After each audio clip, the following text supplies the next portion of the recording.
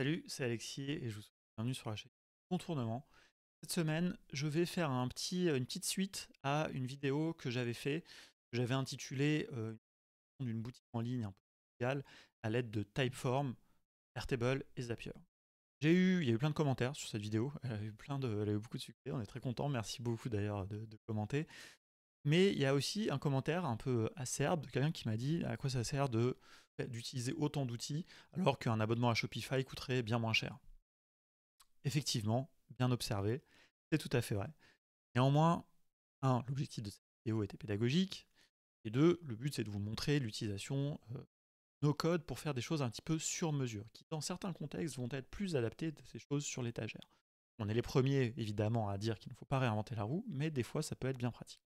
Néanmoins, j'ai entendu la remarque et je suis assez d'accord, il y avait une petite débauche un petit peu de technologie que l'on peut éventuellement se dispenser. Il y a quelques mois, ça m'a un peu travaillé la tête. Et puis Stripe m'a donné un peu la solution et m'a montré comment dispenser de Typeform. Stripe, c'est une passerelle de paiement qui propose des outils no code, entre guillemets, ou en tout cas des petits outils qui se permettent de très bien se connecter aux outils no code que l'on utilise, Airtable par exemple, et notamment un outil qui s'appelle les Payment Links. Les Payment Links, c'est hyper pratique, ça vous permet de créer des pages de paiement, des produits spécifiques, qui vont dispenser de l'usage que j'avais fait de Typeform, qui servait finalement de site de paiement. Après, comment on utilise ça tout de suite? Alors, on passe sur l'écran, là, vous voyez que c'était la base de données extrêmement simple de notre boutique de casquettes. Notre boutique de casquettes, ici, vous voyez, il y avait des casquettes, des prix, une image, il va y avoir une petite description, bon, ça nous intéresse. Qu'est-ce qui va nous manquer finalement? C'est ce fameux lien de paiement. Pour faire ça, eh bien tout simplement, on va utiliser Zapier et on va dire à chaque fois qu'un nouveau produit est créé, on va faire une automatisation qui va aller créer ce produit dans mon compte et qui va créer le lien de paiement qui va avec.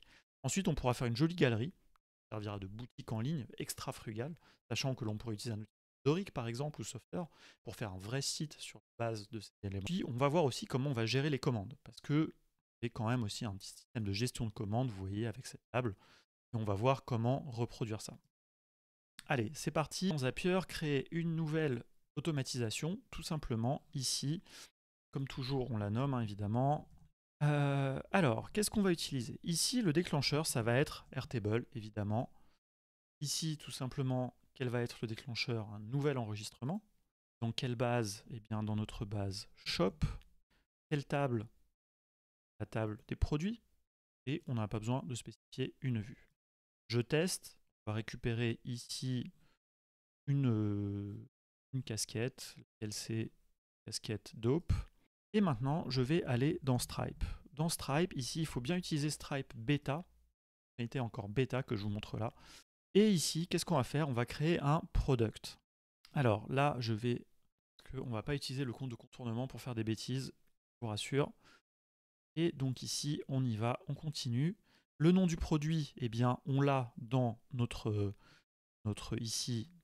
première étape, c'est Dope. La description, on n'a pas de description, on va mettre une super casquette tout simplement, et ça sera la même du coup pour la casquette, mais ça c'est pas grave. Une image, ici on peut mettre un lien, on va utiliser ici l'URL Airtable, et ici il faut un tax code. Alors là vous avez tout simplement, tout simplement ici vous allez choisir Tangible Goods par exemple, et vous mettez ça et tout va bien. Metadata, ça ce sont des données qui vont être embarquées lors de la vente et que vous allez pouvoir recevoir. Très important, je vais mettre ID Airtable et vous comprendrez pourquoi. Ici, donc, je vais mettre l'identifiant tout simplement. Et ça me permettra, quand il y aura des ventes, de rattacher tout de suite la vente à ma base Airtable. On y va, on fait Test and Review. Et ici, normalement, eh bien, je dois avoir un nouveau produit qui a été créé. C'est bien le cas, j'ai ma casquette Dope avec la petite image. Et cette casquette n'a encore aucun tarif. Donc, il va falloir tout de suite que je vienne ici, je viens à nouveau dans Stripe et dans Stripe Beta, évidemment, très important. Et je viens choisir Create Price. Il va falloir que l'on crée un avant de faire le lien. Hop, quel est le produit? Bon, là, il me choisit tous les produits, mais en fait, moi, je vais faire Custom. Ici, je vais prendre l'identifiant du produit qui est à l'étape d'avant. Parce que comme ça sera dynamique à chaque fois. quel est le prix? Eh bien, le prix, je l'ai ici, dans ma toute première étape, puisque je l'ai dans ma base Airtable. Le prix, ici, il est de 40. Voilà, attention, il faut que ça soit en minor unit, c'est-à-dire en cents. Donc, je vais rajouter 2 zéros après. Et comme ça, vous voyez, il faut mettre 100 pour un prix de 1, par exemple. Là, je vais avoir le bon prix. Currency, euro. Recurring one time, très important. Nous, pas des abonnements à des casquettes, on a vraiment une casquette. Et les taxes, et on va dire inclusive, c'est-à-dire que ça comprend la TVA. On fait une offre pour les particuliers, on est sur du ici, donc le prix comprend la TVA. Et vous voyez que vous avez la possibilité de gérer tout ça. Test and review. Ici, je vois, je mets à jour et je vois bien que j'ai maintenant un tarif qui est disponible, vous voyez, de 40 euros. On continue. Dernière étape, le fameux payment link. Vous voyez, c'est pas évident, hein, mais ça va marcher. Payment link, ici, créer un payment link. Hop, on y va. Donc là, le prix, eh bien, je vais mettre à nouveau custom, vous avez compris, puisque je prends l'identifiant qui était donné avant.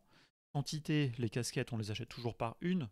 Voilà, on va mettre un partout, que les gens ne puissent pas acheter 12 casquettes.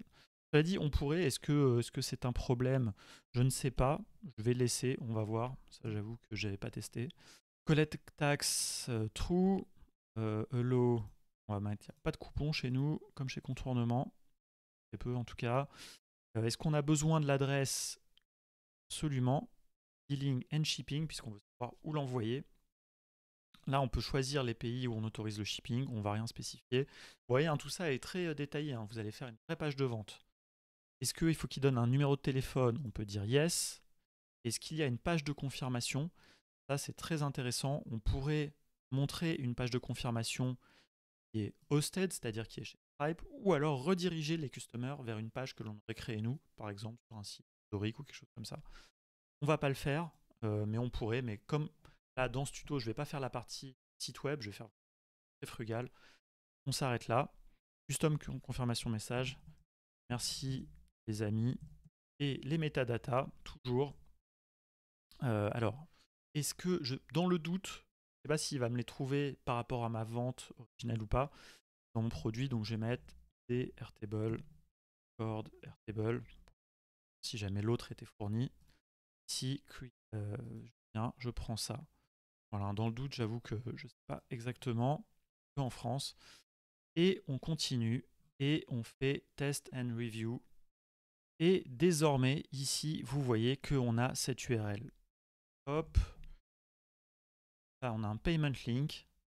Et on a le prix, on a la casquette, on va demander l'email. Et ça va être génial. Fini quand même notre automatisation, puisque évidemment, moi, je vais en avoir besoin ici de cette URL. Donc, lien d'achat. Je viens tout simplement mettre à jour avec Airtable, ici, update record et Airtable. La base, toujours le shop, table, produit. Et l'enregistrement, ici, une valeur custom, puisque je viens prendre la valeur de ma première étape. Et ici, on retrouve tous les champs. Et donc ici, c'est bien le lien d'achat que je veux mettre à jour avec la valeur qui m'a été envoyée. Là, c'est super. Le lien, il est ici. Hop, URL. Je continue. Test and review. Et donc là, je vais bien avoir mon URL. Pour vérifier que tout marche bien, j'allume mon Zap.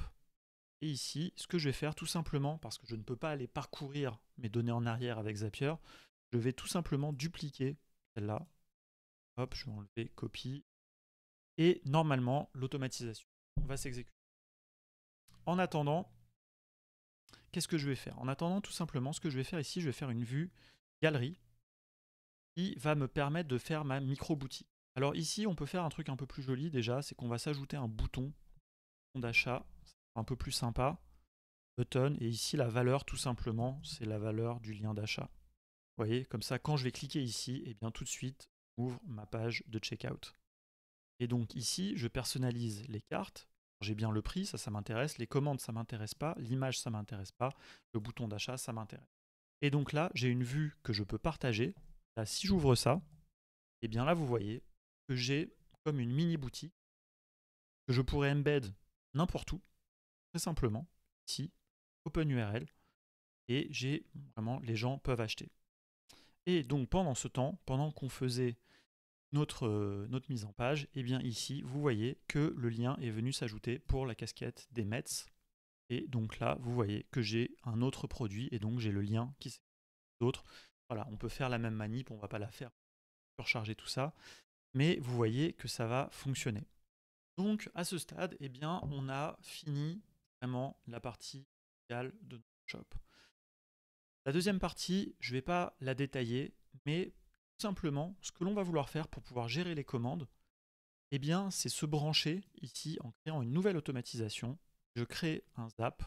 Ici, en utilisant Stripe Beta à nouveau, je vais choisir un autre événement qui est un nouveau paiement. Quand je vais faire ce nouveau paiement, eh bien, vous allez voir que je vais récupérer toutes les informations. Et là, tout simplement, ce que je vais avoir à faire, c'est de venir ici dans Airtable et de créer un nouvel enregistrement ici dans notre table commande. Dedans, j'aurai toutes les informations. Je ne le fais pas parce que c'est un peu chiant de tester, il faudrait payer avec une carte, annuler le paiement, etc. Et je pense que vous aurez compris, ça vous fera un petit exercice comme ça de mettre en place ça si vous le souhaitez sans moi. Ça n'apportera pas grand-chose à la vidéo. Sachez tout simplement que la petite astuce ici, pour faire la liaison avec les casquettes, ici, c'est tout simplement utiliser la metadata que vous retrouverez dans la vente de votre, dans la vente de l'information qui était dans le déclencheur, et tout simplement ici de remplir, et vous aurez une nouvelle ligne qui se sera ajoutée. Le reste est exactement pareil que dans la première vidéo. Si vous avez votre vue Kanban, vous allez pouvoir faire votre système de préparation. Ça, c'est vraiment très simple. J'insiste pas là-dessus. Vraiment, la pense n'apporte pas grand-chose. J'ai pas envie que ça soit trop long.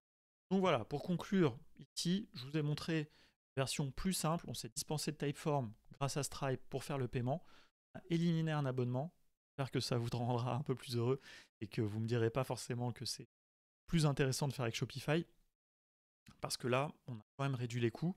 On est sur une version gratuite de Airtable. Alors Zapier, par contre, il va falloir quand même le payer. Mais bon, partie quand même du principe. Sachant que vous pourriez créer à la main ici tous ces produits, ici, produits, etc. Vous pouvez faire toutes les étapes que j'ai fait dans Zapier, vous pouvez les faire à la main. Et à ce moment-là, si vous faites tout à la main et que vous reportez tout ici, et bien finalement, la seule automatisation que vous avez à faire, c'est de récupérer les ventes pour avoir la commande. Voilà, plein de moyens de faire.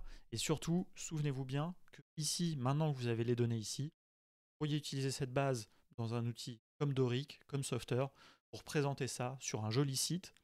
Utilisez ce site même sur la page de retour de Stripe. Et là, vous avez vraiment un système complet. Une seule chose qui se passerait en dehors de votre site, c'est le paiement sur Stripe. Et pas forcément une mauvaise chose parce que vous êtes sûr, c'est bien sécurisé.